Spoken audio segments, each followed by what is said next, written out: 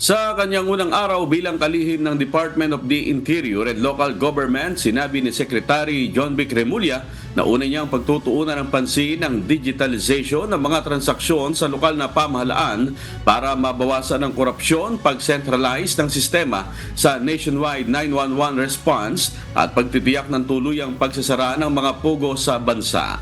Kasama rin sa kanyang plano ang pag-aalis ng padrino system sa hanay ng pulisya, pagbibigay ng karapatan sa mga mayor na mamili ng kanilang chief of police at ang pagsisiguro ng zero casualty sa darating na halalan.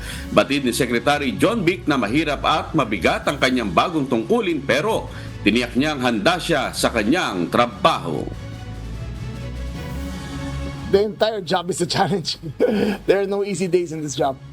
If you deal with 1,600 municipalities, several hundred cities, several thousand policemen, jails, it's not every day is a challenge and every day is a day of improvement. So there are no easy days.